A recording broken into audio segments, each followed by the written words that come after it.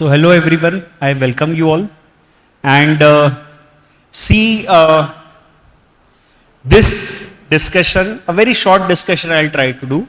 This is focused on the strategy on how to study the chapter, revise the chapter, capital gains. तो आपको देखो ध्यान होगा, मैंने पहले ऐसा कहा था कि 3 लेवल पे कोई भी चैप्टर को अपन पढ़ रहे हैं. पहला तो जो क्लासरूम में पढ़ा, उस समय अपन बहुत एलोबरेटली लंबा चौड़ा पढ़ते हैं, वो तो निकल गया. दूसरा एक फेज था जिसमें अपन घर पे पढ़ते हैं, तो अपने पास कुछ थोड़े से 10-15 घंटे 20 घंटे हैं जिसमें हम घर पे उस कैपिटल गेन को पढ़ रहे हैं. ये हो सकता है कुछ लोगों का ऑलरेडी हो चुका हो कि हमने तो सर अभी कैपिटल गेन का चैप्टर पढ़ लिया, या हो सकता है कि कुछ लोगों का ये फेज अभी बचा हो कि सर कैपिटल गेन अभी बचा है पढ़ना. और फिर एक तीसरा फेज आएगा जो एग्जाम वाले दिन का है. तो ऐसे 3 फेजेस है. अब देखिए कैपिटल गेन, मेरे ख्याल से, मैं अपना विचार बता रहा हूं, कैपिटल गेन एक बहुत ही सिंपल चैप्टर इसलिए है क्योंकि वो पूरा एक्सेप्शन में चल रहा है. तो हर चीज जो लिखी गई है उसका एक प्रिसाइज रूल है, और कोई भी क्वेश्चन जब आप सॉल्व करो तो कैपिटल गेन में आपको वो गिनती की 10-12 बातें ही एड्रेस करनी है. Whether this is a capital asset, whether this is a transfer, whether the capital gain is long term और शॉर्ट टर्म. कहीं ये सेक्शन 10 में तो एग्जम्प्ट नहीं है ना. ईयर ऑफ टैक्सेबिलिटी क्या होगा, फिर उसके अलावा full value of consideration, expenses of transfer, cost of acquisition, cost of improvement, section 54 वगैरह के exemption, and lastly we have the rate of tax. तो ये गिनती की 10-11 बातें अपने को किसी भी केस में करनी, कोई भी क्वेश्चन आ जाए कैपिटल गेन का, ये पॉइंट्स अपने को एड्रेस करने हैं. और हर पॉइंट में, जैसा हम अपन ने क्लास में भी पढ़ा था, हर पॉइंट अपने आप में बहुत सिंपल है, बस उसके एक्सेप्शंस जो हैं उसी में डिटेलिंग है. जैसे हमने कहा what is a capital asset, तो दुनिया की हर चीज कैपिटल असेट है. अब एग्जाम में क्वेश्चन आए तो अपने को हर पॉइंट ऐसे लिख लेना चाहिए रफ में, या अपन कोई भी क्वेश्चन प्रैक्टिस कर रहे हैं तो ऐसा लिख लेना चाहिए कि ये इश्यूज है. एकदम से क्वेश्चन पढ़ के डायरेक्ट सॉल्व नहीं करो. ये मैं कहूंगा इन सेल्स को भर लो, इन पॉइंट्स को भर लो. ये इस चैप्टर की खासियत मुझे लगती है पर्सनली. मुझसे कोई पूछेगा कैपिटल गेन का क्या, तो बहुत ही इजी चैप्टर है, बस ये पॉइंट आपको भरने. जैसे मान लो उनने एक क्वेश्चन दिया, बड़ा सा लंबा चौड़ा सा क्वेश्चन दिया, तो अपने को क्या करना है कि ये मन में या रफ में ये 10-11 पॉइंट अपन ने लिख लिए, और ये पॉइंट में एक एक पॉइंट को अपन सोच रहे हैं. अब इसके लिए जरूरी है, जब आप इसको सोच रहे हैं तो इसके लिए जरूरी है कि हर पॉइंट को अपन अच्छे से रटें. रटना मतलब मेरे से पूछोगे तो मेरा तो एक ही फेज रहता है हमेशा कि आपको रटना है. तो यही मैं आज भी कह रहा हूं, ये मैं पहले भी कह रहा था, एग्जाम वाले दिन भी कहता हूं. तो मेरा यही कहना है कि रटना है, ठीक है. तो अब हर पॉइंट में अपने को प्रिसीशन पे चीजें रटी हुई होनी चाहिए, और अगर एक बार वो चीज रटी हुई है तो बहुत ही सिंपल चैप्टर है. जैसे what is a capital asset, तो अपने को पता है दुनिया की हर चीज कैपिटल असेट है एक्सेप्ट 4. तो 4 पॉइंट रटे होने चाहिए. रूरल एग्रीकल्चरल लैंड, या फिर पर्सनल इफेक्ट्स, या फिर स्टॉक इन ट्रेड, जो भी लिखा हुआ है, और उसके एक्सेप्शंस भी फिर अपने को रटे हुए होने चाहिए कि एफआईआई अगर शेयर्स एंड सिक्योरिटीज में लगाते हैं तो उस पर कैपिटल गेन लगेगा, या jewellery is always liable for capital gain, वो कभी पर्सनल इफेक्ट नहीं हो सकता. तो ऐसी बात है. ऐसी ट्रांसफर, तो अपने को रटा हुआ होना चाहिए कि ट्रांसफर के जो 9-10 पॉइंट हैं वो क्या हैं.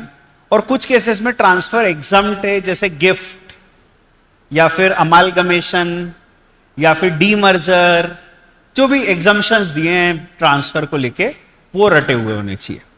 लॉन्ग टर्म शॉर्ट टर्म ऐसी याद होना चाहिए। मतलब मैं एक ही बात कह रहा हूं, उसी बात को मैं मतलब रिपीट कर रहा हूं दूसरे सेंस में, हर सेंस में। लॉन्ग टर्म शॉर्ट टर्म तो रटा हुआ होना चाहिए कि 36 महीने कब देखेंगे, 12 महीने कब देखेंगे, 24 महीने कब देखेंगे। अब ये जो चीजें है ना, क्वेश्चन पेपर में अपने को उसको ढूंढना है। कैसे? उन्होंने कहा ए sold a land, A sold a land, land बोला तो कितना देखेंगे लॉन्ग टर्म शॉर्ट टर्म के लिए? 24। उन्होंने बोला ए सोल्ड लिस्टेड सिक्योरिटीज, 12। उन्होंने बोला ए sold shares of a unlisted company, 24, है ना। अब ये इसका कोई लॉजिक नहीं है। इसका मैं आपको बोलूं कि बेटा उसको ऐसे ऐसे लॉजिकली कर लेना, है ही नहीं कोई लॉजिक। उनका विजडम है, उनने दे दिया, तो अपने को रटना है। अपन क्वेश्चन में अगर अपने दिमाग में आया कि whether this is a capital asset, yes, इसको लिख लो रफ में। कौन सा असेट? शेयर्स। शेयर्स में कितना होल्डिंग पीरियड देखते हैं, यहां लिख लो। ऐसे अगर आप करोगे ना तो बहुत सिंपल चैप्टर है। मतलब आप सिर्फ उस पॉइंट में उसको भरना है, ये कर लो। सोच लो कि हम तो ये पॉइंट भर देंगे बस, और ऐसे प्रैक्टिस करो। और मेन आंसर तो अपना ऐसा प्रेजेंटेशन नहीं होगा, मेन आंसर तो कुछ और होगा। Computation of income from capital gains होगा, जिसमें शायद यही 4-5 फिगर लिखोगे आप। Full value of consideration, expenses of transfer, cost of acquisition. अब एक एक चीज में डिटेलिंग है। मतलब इसमें अपन कोई ऐसा मैं नहीं कह सकता कि ऐसे पढ़ो इसको एक पर्टिकुलर वे। बस मैं कहूंगा कि ये कोई भी क्वेश्चन आए, प्रैक्टिकली आना है तो उसको इस फॉर्मेट में बस अपन अपने दिमाग में लो, पॉइंट वाइज उसके इश्यूज क्वेश्चन पेपर में ढूंढो और उस हिसाब से सॉल्व करो। सबसे कॉम्प्लिकेटेड हिस्सा लोगों को लगता है exemptions, 54 to 54F, in the sense कि उसमें क्वेश्चन बहुत सॉल्व करना पड़ता है, आता भी बहुत सारा है करने का। तो जो 54 वाले एग्जम्पशंस हैं उसमें अगेन बी वेरी केयरफुल। उसमें बहुत कंफ्यूजन हो जाता है, खरीदा कब, बेचा कब, किसको बेचा, क्या खरीदा, एग्जम्पशन किस पे मिलेगा। उनने बता दिया कि साहब एक नया मकान खरीदा, और ये मकान खरीदा खेत बेच के, अर्बन एग्रीकल्चरल लैंड बेच के। ठीक है, तो अपने को ये देखना है कि अपन ने बेचा क्या। पहले बेचा है अर्बन एग्रीकल्चर लैंड, तो अपने को कैपिटल गेन अराइज हुआ on the sale of urban agricultural land. और अर्बन एग्रीकल्चरल लैंड बेच के अगर हम हाउस खरीदते हैं तो हमको सेक्शन 54F का एग्जम्पशन मिलता है। और यही अगर अपन अर्बन एग्रीकल्चरल लैंड बेच के एग्रीकल्चरल लैंड खरीदते तो हमको 54B का एग्जम्पशन मिलता। ठीक है, उसके सबके कंडीशंस है। 54B का एग्जम्पशन कब मिलेगा, कितना मिलेगा, कब तक इन्वेस्ट करना है, तो बारीकी है। क्वेश्चन बड़ा नहीं होता यहां पे बेटा, यहां पे आंसर भी बड़ा नहीं होता है, यहां पे आंसर एनालिटिकल होता है। You have to be analytical in the chapter of capital gain, और कैपिटल गेन की बस यही खासियत है। अब देखो इसको रिवाइज कैसे करें, क्योंकि अपना सब्जेक्ट मैटर तो इसको रिवाइज करने का है।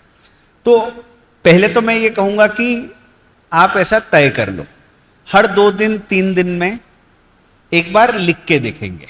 क्या बुलेट्स, ऐसे ही मैंने पिछली बार भी कहा था बिजनेस हेड में कि अपन ऐसा सोच लो कि अपन ने आज सोच लिया कि what is a capital asset, what is a transfer, long term short term. ये बुलेट्स अपन एक बार लिख के देखेंगे। अपन रिवाइज मत करो, सीधे लिख के देख लो बुलेट्स में। Capital asset, property of any kind held by SSC, exception stock in trade, rural agricultural land, bullets में। अब उसको कंपेयर करो, क्या मिस कर दिया। फिर अगली बार अगले दिन बैठो तो अगले दिन सेकेंड डे पे यही वापस लिखो, प्लस इसके अलावा अगले 2-3 पॉइंट ले लो। That is year of taxability, then से फुल वैल्यू ऑफ कंसिडरेशन, वो कैसे निकलेगा। और फिर सेकेंड डे पे इसको भी लिखो और इसको भी लिखो। फिर थर्ड डे पे वही वापस लिखो जो फर्स्ट डे वाला पॉइंट है, और फुल वैल्यू ऑफ कंसिडरेशन एक बार फिर लिख लो। 3-3 बार आप उसको लिख के देख लोगे बुलेट्स में, तो आपको चीजें रटा जाएगी। क्योंकि समस्या ये है कि रटना कैसे, उसका रटने का जो फिलॉसॉफी है वो मैंने पिछली बार दी, फिलॉसॉफी को मैं रिपीट कर रहा हूं, फिलॉसॉफी नई नहीं दे रहा हूं, ठीक है। अब वो जो फिलॉसॉफी है उसको फॉलो करते हुए अपन थ्योरी रट लें, और जब अपन प्रैक्टिकल करें उसका बस मेरे को तो एक ही तरीका ठीक लगता है, क्योंकि मेरे से भी बहुत गलतियां होती है कैपिटल गेन में, तो मैं तो यही 12-11 पॉइंट लिख के उसको करता हूं। रटा हुआ मेरे को होना चाहिए, बस मैं सोच लेता हूं कि अच्छा इसमें तो इतने महीने देखेंगे, इसमें इन्वेस्टमेंट कौन सा मिलेगा, उसकी क्या कंडीशन है, 54F मिलेगा तो उसकी क्या कंडीशन है, वो फुलफिल हो रही है कि नहीं। तो that is the way, I mean उसको अपने को सॉल्व करना है। थ्योरी रटो और इसको ध्यान रखो, और एक बार ये पूरी थ्योरी रटा जाए तो फिर प्रैक्टिकल ही करना उसका सबसे अच्छा तरीका है। कैपिटल गेन का हर क्वेश्चन अपने आप में आपको ऑलमोस्ट पूरा चैप्टर रिवाइज करा देगा, क्योंकि ये 11 पॉइंट ही आपको एड्रेस करने, तो आपके दिमाग में वही सारी बातें आएगी कि असेट है क्या, होल्डिंग पीरियड कितना दिखेंगे, हर वेरिएबल अलग है यहाँ पे। तो इसलिए बहुत ही ज्यादा सिंपल है अगर आप उसको रट सकते हो तो, और बस वहां पे एनालिटिकल रहो। फिर कुछ स्पेशल 2-4 ही चीजें हैं जो अपने को ध्यान अलग से देनी है, जिस पर अगर क्वेश्चन आ गया तो उसको करने के लिए थोड़ी स्किल सेट अलग चाहिए। जैसे एक एग्जांपल है लिक्विडेशन, लिक्विडेशन ऑफ कंपनी में अलग तरीके का क्वेश्चन आ सकता है, बड़ा रेयर है, पर आ गया तो लाइक बैलेंस शीट बनाओ उसकी, और वो बैलेंस शीट बनी हुई जो है उसके बेसिस पे कंप्यूटेशन करो, ठीक है। लिक्विडेशन के दिन शेयर होल्डर को कितना दिया, तो कंपनी का क्या होगा, शेयर होल्डर का क्या होगा, दैट वे। या फिर सेल कंसिडरेशन क्या, तो जब आप ये पॉइंट रट रहे हो फुल वैल्यू ऑफ कंसिडरेशन, उस समय अपने को एकदम प्रिसाइज रहना है कि सेल कंसिडरेशन कैसे निकलेगा, या कॉस्ट ऑफ एक्विजिशन कैसे निकलेगा। उस दिन अगर गिफ्ट टैक्स दिया था तो आज क्या कॉस्ट होगी, वो सब चीजों का यहां पे रिलेवेंस आ जाता है। तो I mean I have just one thing to say कि do as much practicals as possible, because if you will be doing the practicals definitely आप इस चैप्टर को रिवाइज कर सकते हो। एंड देन एग्जाम वाले दिन कैसे रिवाइज करें, तो मैंने तो पहले कहा था कि उस दिन आप सिर्फ पन्ने पलटा सकते हो, उस दिन आपके पास ज्यादा स्कोप नहीं है, तो एक तो पन्ने पलटा लो उस दिन, कोशिश करो कि 15-20 मिनट आधे घंटे में पूरे चैप्टर को खुद बोल के देख लें, क्योंकि कैपिटल गेन इतना सा चैप्टर है कि 20 मिनट 25 मिनट में आप पूरा चैप्टर बोल सकते हो अगर अच्छे से रटाए तो। और फिर क्या करो कि 2-3 प्रैक्टिकल करके देख लो, जो कि एक डिसेंट लेवल के प्रैक्टिकल है, ज्यादा हाईफाई क्वेश्चन नहीं करना है, विद प्रॉपर प्रेजेंटेशन वो प्रैक्टिकल करके देख लो। ये 2-3 चीजें कर लो बस। अगर ये सब कर लिया तो मेरे ख्याल से तो बड़े आराम से कैपिटल गेन चैप्टर अपना निपट जाएगा। बहुत ही इजी है, बस हावेवर है ना, अपना हावेवर जो है वो है, बाकी तो बहुत ही इजी है कैपिटल गेन। तो मेरी तरफ से तो बेटा यही मैं कह पा रहा हूं कैपिटल गेन के बारे में। किसी की कोई क्वेरी हो तो अपन उसको देख लेते हैं। अच्छा, प्रोविजन रिलेटेड क्वेरी हो तो वो बात अलग है। जो डिसेंट प्रैक्टिकल्स है वो कहां मिलेंगे, जो अपनी क्वेश्चन शीट है बेटा वो कर लो, उसमें मैंने बहुत अच्छी वैरायटी दी हुई है आपको। वो बाकी मॉड्यूल वाले तो कर ही लिए होंगे आपने पहले ही, है ना, 2-3 बार हो गए होंगे वो, तो नहीं भी हुए तो छोड़ दो, अभी उसको ज्यादा ध्यान मत दो। My advice always goes is कि मॉड्यूल क्वेश्चन प्लस अपनी क्वेश्चन शीट, अलग से और कुछ नहीं करना है।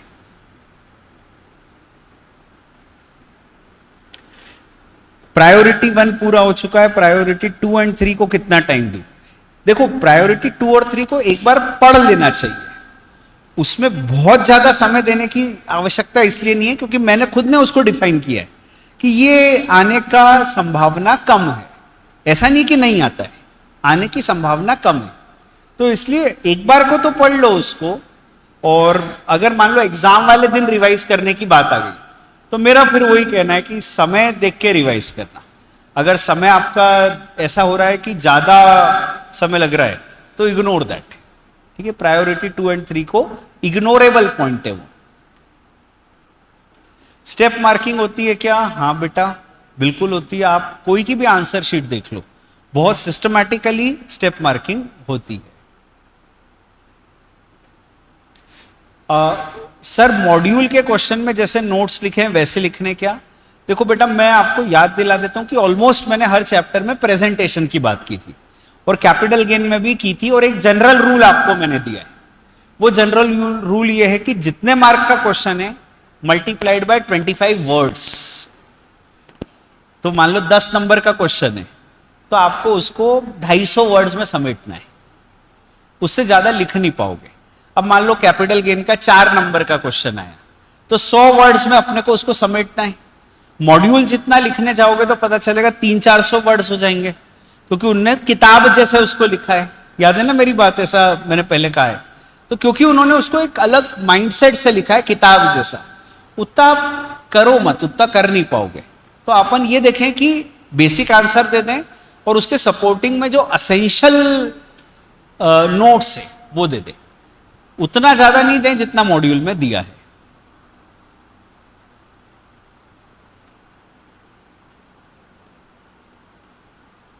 एमसीक्यू कैसे प्रिपेयर करें? तो देखो अगेन आई रिपीट, मैंने बिजनेस हेड में भी बोला था, फिर मैं रिपीट कर रहा हूं। एमसीक्यू के लिए देखो अलग से कोई स्ट्रेटेजी नहीं है। बेसिकली अगर आपने जो पढ़ा है वही आपको अच्छे से आता है तो आप कुछ एमसीक्यू जो थ्योरी बेस्ड होंगे वो तो फटाफट कर लोगे। मतलब उसको तो क्वेश्चन पढ़ते से ही ऑप्शन की भी जरूरत नहीं है।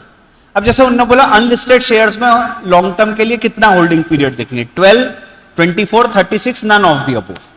तो the moment you read the question आपको 4 ऑप्शन की भी जरूरत नहीं है, पर उसके लिए आपको थ्योरी अच्छे से आनी चाहिए।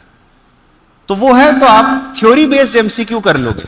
और कोई ऐसा क्वेश्चन आता है प्रैक्टिकल बेस्ड जिसमें उन्होंने बोला कंप्यूट द कैपिटल गेन, तो एक तो उसमें थोड़ा क्वेश्चन के मार्क्स भी ज्यादा होंगे, मान लो 2 नंबर का होगा वो, और that can be done very easily with your knowledge.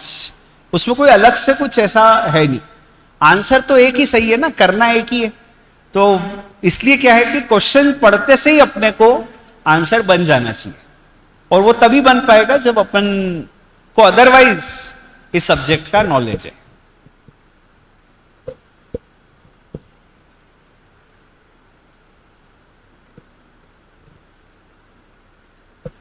Guideline value और स्टैंप वैल्यू में क्या डिफरेंस है? कोई डिफरेंस नहीं बेटा। गाइडलाइन वैल्यू कोई स्टैंप वैल्यू कहते हैं। कई बार हम गाइडलाइन वैल्यू कहते हैं, कई बार हम शब्द यूज करते हैं स्टैंप वैल्यू।